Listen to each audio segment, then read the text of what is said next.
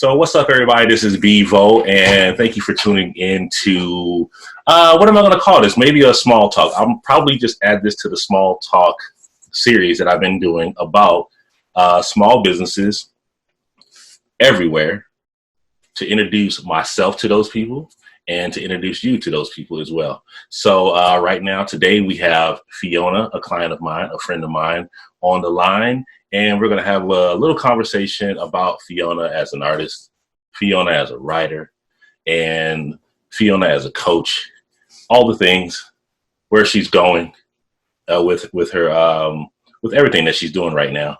So, but the topic of today, or we're going to talk about Fiona as a writer, and specifically around the short story called The Crate.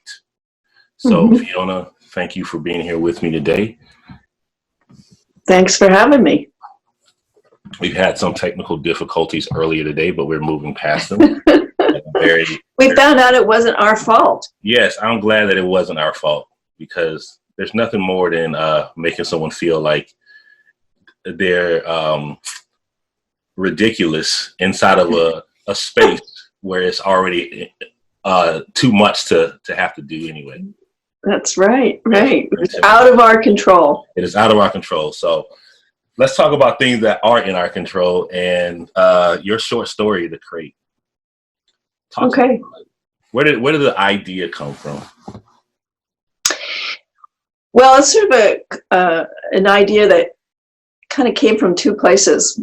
One of them is I've been, since my mother passed away about, I guess it's like 5 years ago now. Oh, wow.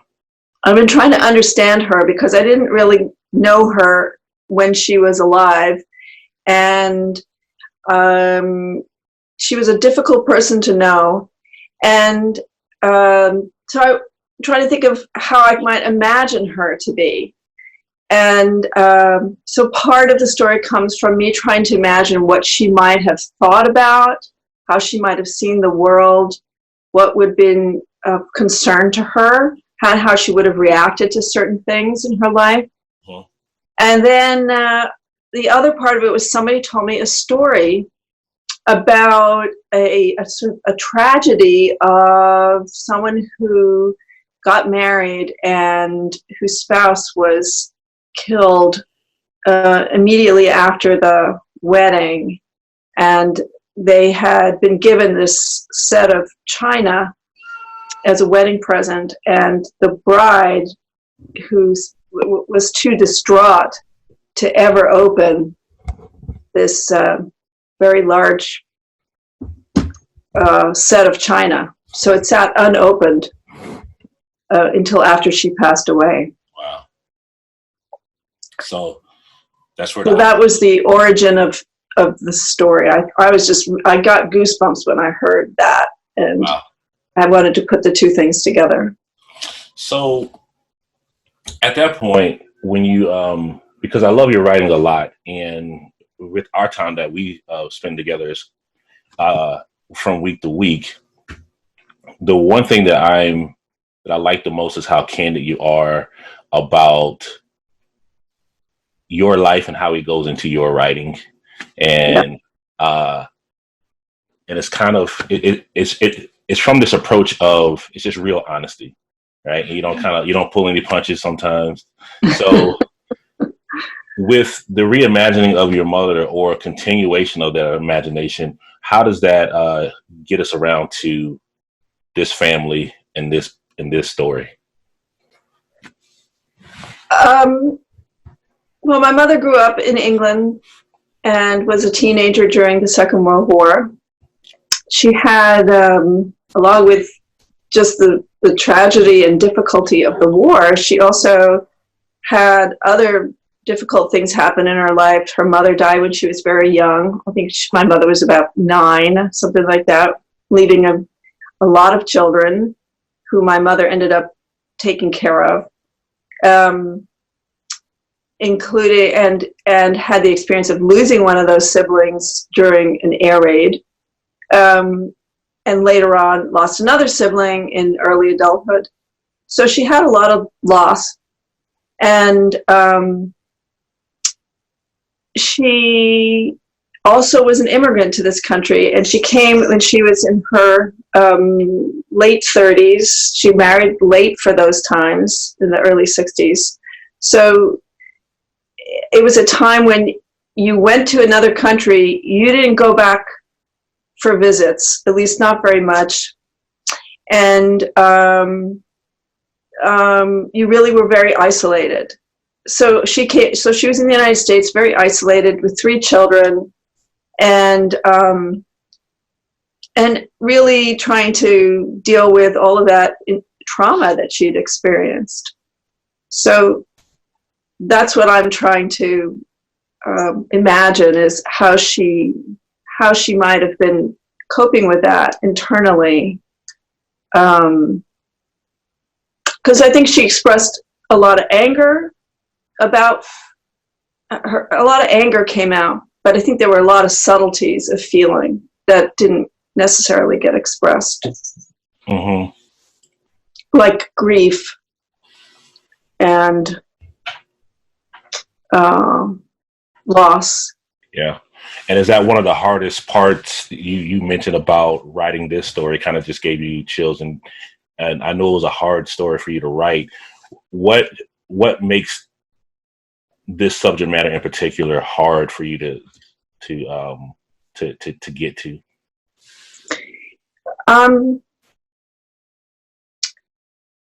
Well, I think writing it, I mean, of course, I'm imagining what her internal emotional life is like, but the more I do that, I have more compassion for her. Right. And so I feel more for her situation. And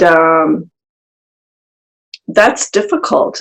I think it was hard. I think she had a hard, very isolated life.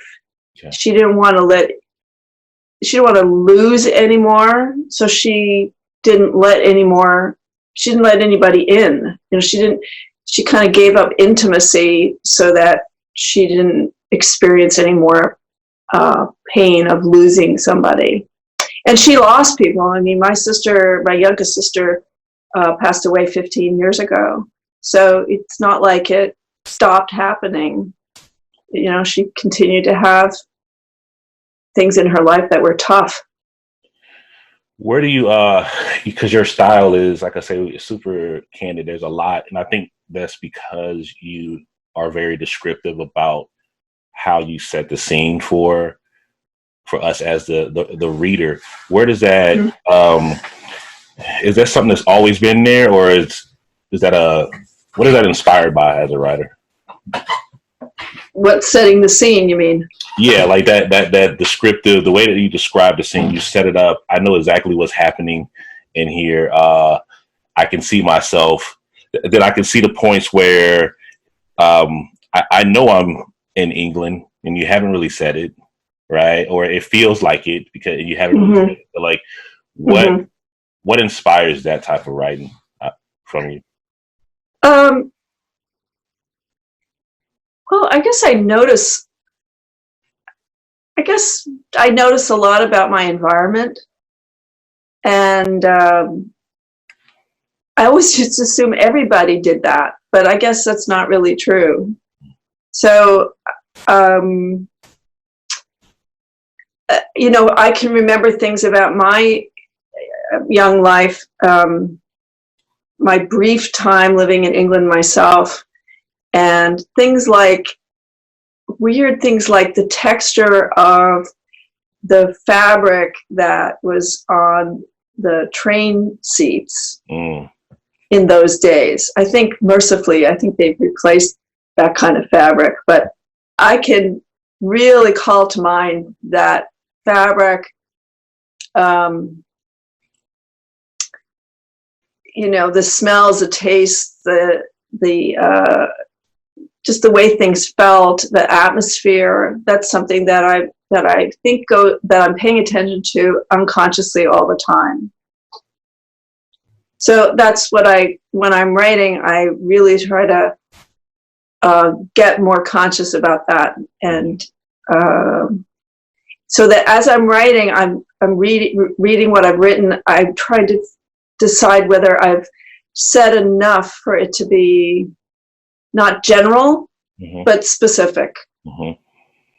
And we talk a lot about, I like how you said specific at the end, because we talk a lot about being intentional through things. And you know, you've gone back and forth with the intention of how you do art, but in your writing, it's super intentional, and everything is clear and present, and you don't have there's no misconceptions as to where you're coming from or where you're going in that. But I will like to pivot a little bit, because I like you as an artist and the detail that you put into your, especially your drawings. How big of a role does that play, or that thinking play into how you write, or if at all? Just the way the art works with the way the writing works. Well, I mean, I guess I'd say again that it's noticing. It's about really looking carefully, whether you're drawing or writing, or is really seeing carefully and seeing what's specific and particular about something. Like it's, for instance, I've done this with people, so I know, like, you get people to draw faces. Draw me a face, and you know it's got, you know, a mouth, a nose, eyes. Right. And you can kind of teach people like proportions too. But then it's what makes that face different from another face, and that's the particular. I think that takes a lot of. I think that's challenging. You know, I think it's tiring. I mean, you're an artist, you know, it's tiring to really focus and look very carefully at something and then try and recreate that, whether you're writing or drawing or doing whatever your creative thing is. Yeah. So I think looking carefully and paying attention to what makes it unique, particular, it's the challenge. And that same kind of thinking goes into the writing. I will agree that I am an artist as well, but writing is not my strong suit. So I'm very excited when, or that you even have that skill set to write as well as you do. Because usually we don't have that. We have one thing we can do really great, but we don't have the other thing that we can do really great. And I always kind of envy that too, because I don't think I'm a bad writer, but I'm definitely, it's a laboring task for me. It's definitely. Oh, well, it's not a walk in the park for me. It's really hard. Oh, it's man. hard, you know, trying to make every word count. Yeah. Every word is important. And practice, I think that's another thing. I think there's always the idea that you are talented with something, and so you just sit down and do that. And you know, like my son was a very talented athlete, and then he realized that he actually had to work at it. Right. And that was, you know, that was the aha moment. I think it's true. I never really thought about practicing writing other than like the way that I write or with a pen and ink. You know, it was never something I really thought about that it needed practice. It was either you know how to do it or you don't, but it makes complete sense. So with that, how do you? I like that idea. Of the practice of writing. But I do want to ask you about where you're going next with your writing. What are some of the things that you actually want to do in the future with your writing? Yeah. I just want to make sure my phone is turned off. Yeah. Where do I want to go with my writing? What do you want to do for you? What do you want to do for other people? For the people who are reading it? Because you get positive feedback. You get some pretty good feedback. And even if people haven't understood it, or like we just recently did a post and it wasn't super clear as what to do next, people let you know and they reach back out. So it means that people are reading it. So what is it going to do moving forward? Yeah. Yeah, definitely. I mean, I have had a couple of people say, how do I unsubscribe? But more people are interested and want to know when I'm writing the next one. I guess I kind of see I have a couple of different writing projects. One of them is that feel like I want to keep writing about this character, Dorothy. So I'm thinking about another installment. Mm-hmm. I'm trying to understand this internal life of this character that is based on. I shouldn't say it's not really my mother exactly, but it's sort of based on my mother. Yeah. And in the style of Olive Kittredge, who's amazing, very multi faceted character. Yeah. Written by Elizabeth Strout. And so I'd like to keep writing about her, and because that, in a way, that's healing and helpful for me too. It's kind of selfish. And then I feel like as I go through the process of my own learning, for instance, developing my practice as a coach, I'm thinking about how I can do a better job of that and be more helpful to my clients. So writing about my own process, because I also go to work with a coach. I'm coached myself, and I also go to a coach for supervision. So I get feedback about how to work with my own clients. Right. So that's, I feel that is helpful for other people to hear about that, because I think it's, being in a learning mode is really challenging for everybody, because there's so much pressure on all of us to perform and get it right, and always get it right. There's so much pressure for perfectionism. And when we're trying to learn a new skill, I mean, always, but particularly we're going to learn a new skill. The only way to learn is to make mistakes. That's how we learn. You have to take the risk and try something new. And then you find out, you get a lot of information from doing that.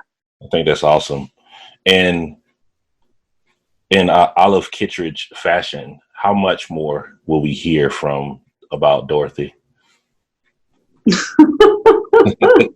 Because I'm definitely on board for reading more about her. Oh, well, there's lots of Dorothy stories. Right. So I hear Dorothy, her commentary on the world all the time about all kinds of things, which, my mother had opinions on everything on the planet, and some of them very funny, and always interesting. So yes, I think there's more to come. Awesome. I look forward to them, and I know the people who follow you don't want you to stop. So please keep giving us that magic, which is you as a writer. And really quickly, what do you want to mention about yourself in this new venture you're coming into as a coach? Well, I think, as I said in my first article that I wrote about a journey through coaching, I kind of came into this kicking and screaming. I kind of was like, ooh, life coaching.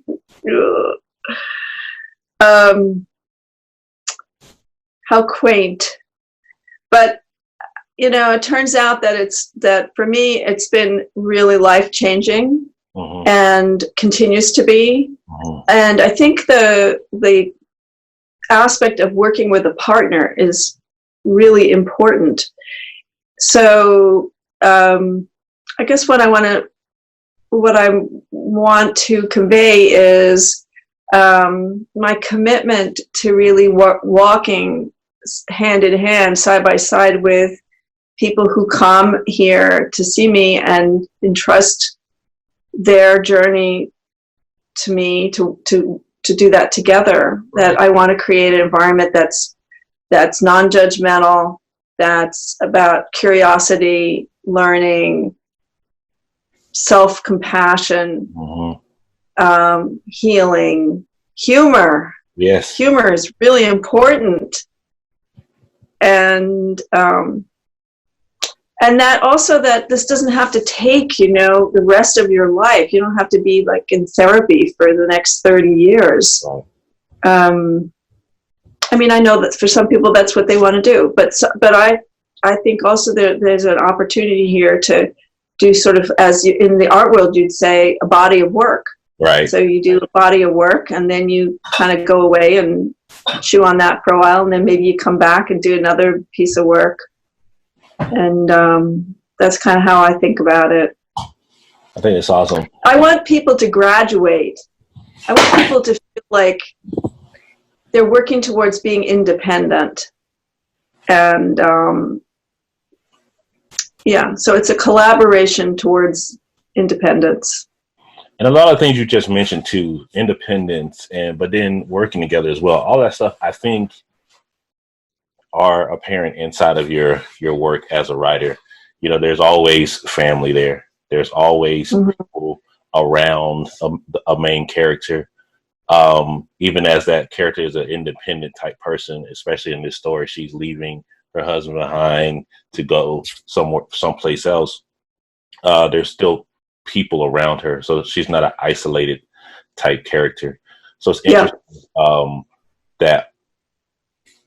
that thinking is moving into the way that you are working with people as a coach. Is already inside of the thing that you're writing about as well. Yeah. When I say independence, I don't mean, you go off on your own separate island, never to return. I guess I do view it the way I view parenting, which is if you've done a good job, they grow up and they go away. Yeah. And they make a life somewhere else with their own intimate partners. And, and then they come back and you have, sort of new relationships as adults. Yeah. Which I feel like I have that in my family, and I'm very grateful for it. Well, cool. I thank you for struggling through the top part of this day with me while we got this underway. I want to have more of these conversations as we move into the future. So thank you. And tell us where they can find you online. I'll put everything in the comments as well, but I'd rather hear it from the horses. Well, I hope you'll look for my new story, which at the moment the working title is Three of a Kind, another story about Dorothy. And you can see that on my blog, which is called Eudaimonia, which you can find on my website, which is FionaLovellHorning.com.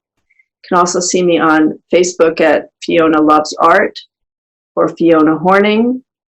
I think you can also find it on Instagram, I think. Absolutely. We'll make sure we put them all in the description once I do the video. For everyone who is watching, keep tuning in. Follow Fiona and go to all her outlets and show her some love. Read the stories, follow her work, and let her know what you think. Thank you, Fiona. We'll talk to you soon. Thank you.